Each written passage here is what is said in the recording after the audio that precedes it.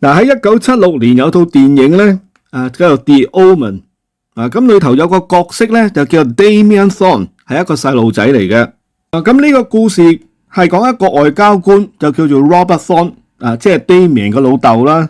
咁同佢個太太 Catherine 咧，就喺羅馬就生咗個細路仔嘅。但係好不幸 ，Catherine 呢個細路咧一出世就死亡啦。咁醫院嘅牧師見到 Robert 兩公婆咁傷心。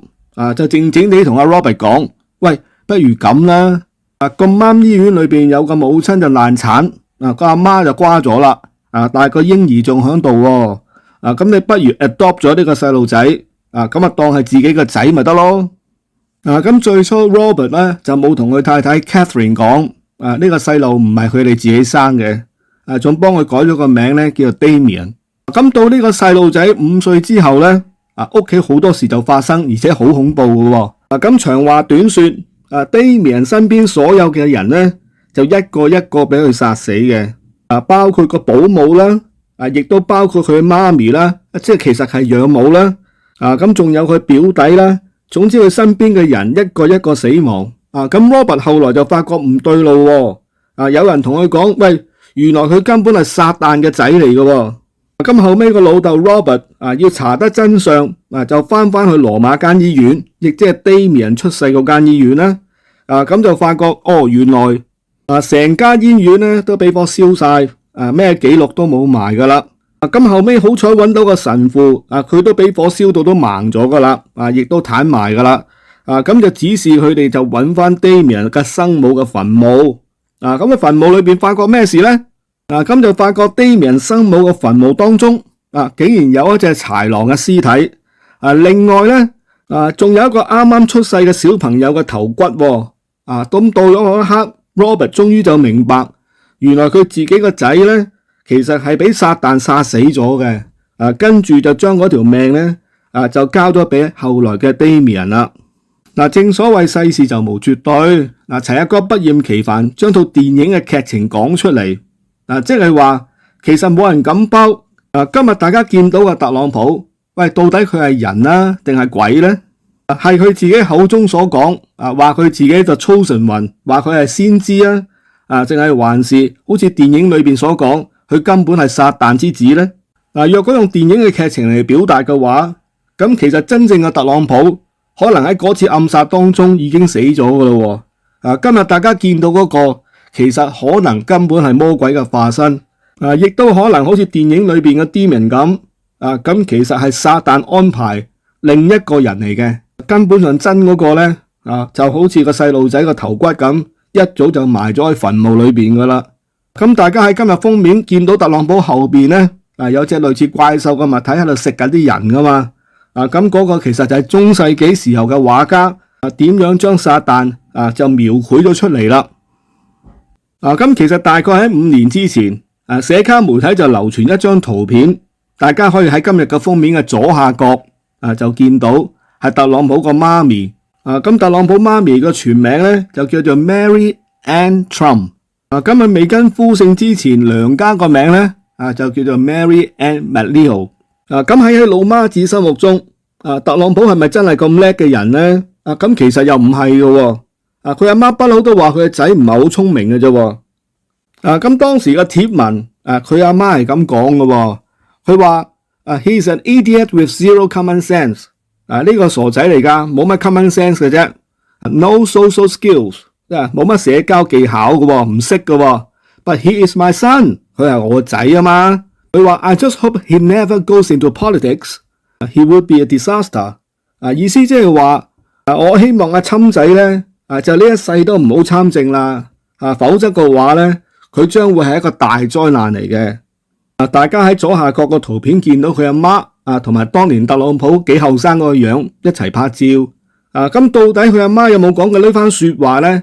事後有媒體都有講過，有啲話有，有啲話冇啦。咁由於揾唔到證據，咁 give benefit to doubt，所以就當係冇嘅啫。咁不了了之。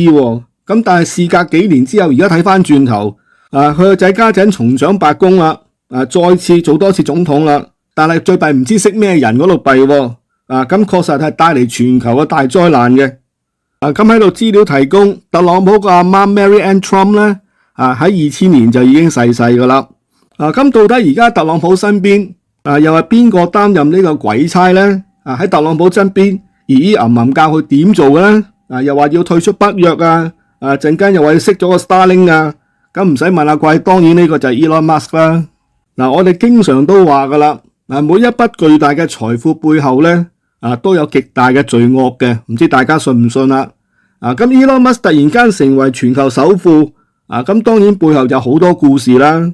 咁我哋昨日都同大家講咗，咁其實 Elon Musk 係一個中國通嚟嘅，甚至乎好多聽眾話齋，連佢老母喂而家都喺中國嚟嘅喎，係中國嘅網紅喎。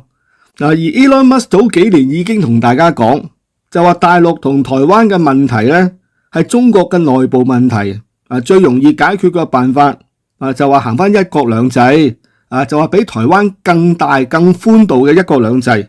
咁大概當時就開始就着手買緊呢個 Twitter 啦。咁後來就將 Twitter 咧就改咗名，變咗習近平嘅 X。而到咗舊年，特朗普再次參選美國總統大選，咁 Elon Musk 突然間就出現，就成為咗佢身邊嘅金主啦。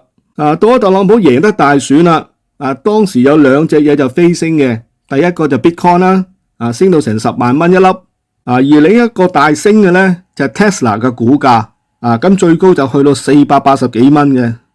咁齊阿哥做節目呢一刻，咁 Tesla 嘅股價咧就大跌喎，咁早兩日已經跌咗好多噶啦，咁今朝早美國時間再次大跌13%嘅，咁而家係做緊227蚊，咁比起前一個收市價咧就跌咗35蚊咁多嘅，咁跌幅好驚人，單日咧幾個鐘頭就已經跌咗13%啦，咁係咪好多人意識到，喂，其實特朗普而家根本上係魔鬼嚟嘅，係撒旦之子嚟嘅，而喺佢身邊嘅 Elon Musk，真正嘅身份原來亦都係撒旦嘅使者嚟嘅，咁從來撒旦就係咁噶啦，對世人就係甜言蜜語啊嘛，俾好多假象大家睇啊嘛，大家睇到如痴如醉啊嘛，所以大家咪挖穿個荷包當埋條底褲，就係買 Tesla 咯，係嘛？好啲叫做買 Bitcoin 咯，家陣兩隻都係大跌 ，Tesla 更加跌得深，從個歷史高位嚟計，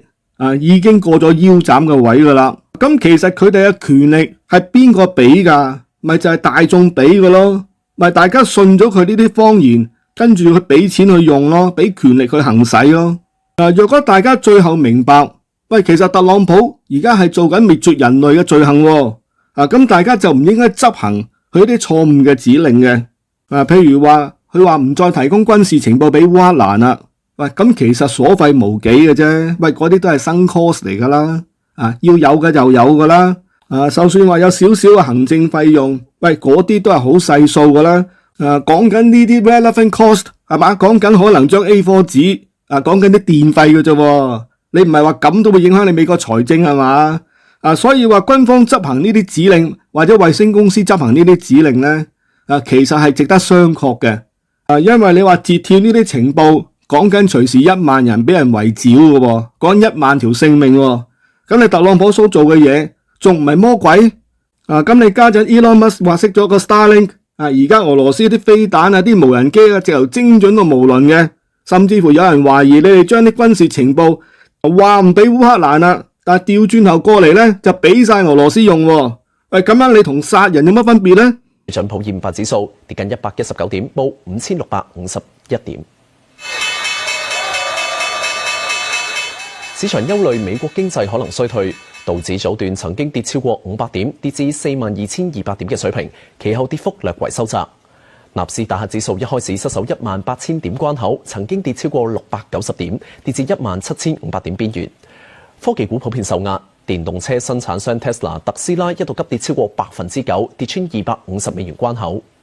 蘋果公司同埋人工智能晶片公司 Nvidia 輝達早段都跌半成。轉睇埋歐洲股市嘅表現，英國富時100指數跌77點，法國 CAC 指數跌66點，德國 DAX 指數跌373點。比特幣曾經跌穿8萬美元，下跌大約半成，一度跌至79,500美元以下，其後重回8萬美元水平徘徊。有分析話，美國策略性比特幣儲備唔會額外購買加密貨幣資產。白宮加密峰會又冇新消息，市場感到失望。加上美國經濟衰退嘅憂慮升溫，引發市場減持高風險資產。而美國國務卿魯比奧就去沙特阿拉伯同烏克蘭代表會面，恢復商討美烏礦產資源協議。美國總統特朗普星期日喺空軍1號專機上面，被記者問到會唔會考慮取消暫停同烏克蘭分享情報嘅決定嘅時候，特朗普話將會取消。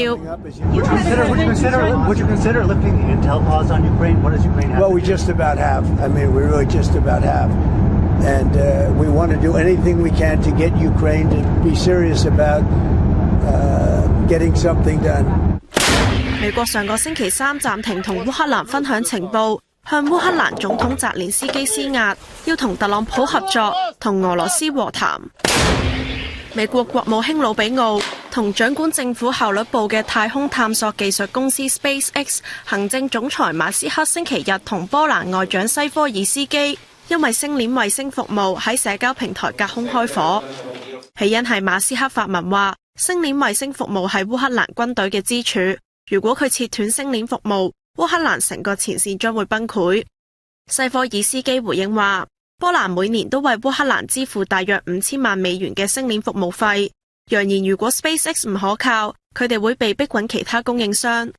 魯比奧之後發文話，西科爾斯基編造事實，冇人威脅要切斷星鏈，又話波蘭應該感激，因為如果冇星鏈，烏克蘭早就戰敗，俄羅斯而家已經到達波蘭邊境。馬斯克亦反駁話，波蘭只係俾咗少部分嘅費用，星鏈係無可取替。馬斯克又形容西科爾斯基為小人物，並且叫佢收聲。但馬斯克之後再發文話，雖然意見分歧，但唔會切斷對烏克蘭嘅星鏈衛星服務。最終，西科爾斯基向魯比奧表示感謝，話烏克蘭士兵可以依靠美國同波蘭使用星鏈服務。另外，魯比奧星期日晚出發到沙特阿拉伯，將會喺星期二同烏克蘭官員會談。特朗普對會談表示樂觀，認為會有好結果。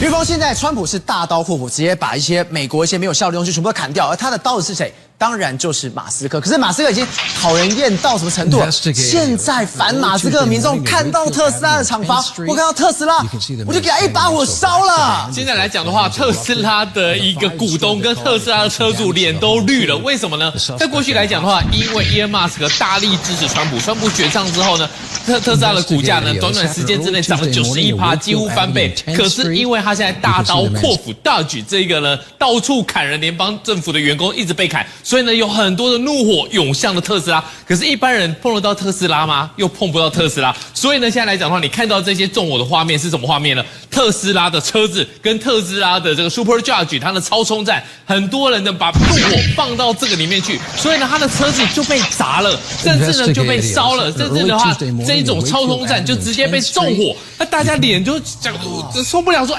你這個討厭特斯拉的老闆，我直接丟石頭對，而且這些人最猛的是，你知道嗎？特斯拉的車子它是有360度的環景攝影，在王道路的事件上來講的話，大家就知道了，美國的民眾也知道，所以呢，他根本也不怕你拍，直接過去給他 get 了，甚至呢還跑過來呢，嗆瞎，告訴你說，你這樣子不對啊。問題是這些人裡面做的是誰？是一般的民眾啊，然後超衰，對，然後這個人是最慘的，他好不容易排隊排到了這個 Trunk，這個 Cybertruck 來講的話是特斯拉的最新休旅車版本，而且呢是號稱是可以戰鬥的，結果沒想到他戰鬥不是在他的 off-road 戰鬥，而是在路上。為什麼呢？大家對着他去丟垃圾，大家都覺得說你怎麼會這樣子？可是呢，還是那句老話，你不滿意的情緒，你對的應該是對特斯拉的老闆 Elon Musk，但是呢，很多的車主就無奈的把這些照片跟影片拍下來，之後說我已經變成這樣子。你看這種根本就是拿球棒在打。那另外來講的話，特斯拉的股東其實也蠻慘的，他在短時間之內呢翻了快1倍。可是呢，你知道嗎？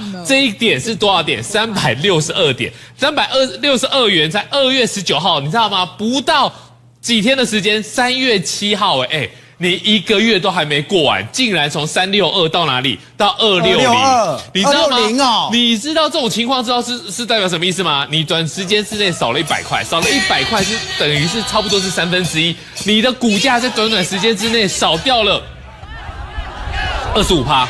你想想看，如果你是特斯拉的股东，跟你是特斯拉的车主，遇到这一种对他的怒火，然后呢把它发泄在这上面的话，你现在来说的话，你恐怕也来不及逃。而这种状况来说的话，特斯拉的股东跟车主一直讲说，那你 Elon Musk 你要不要专心回来公司经营？你不要再去搞什么斗局，搞什么政府的效率部门了。但是对特斯拉的老板 Elon Musk 来讲的话，他觉得现在帮川普做事，当他的这个最高顾问，他觉得非常非常的开心。所以短期间之内，民众对特斯拉的怒火可能短时间之内还不会结束。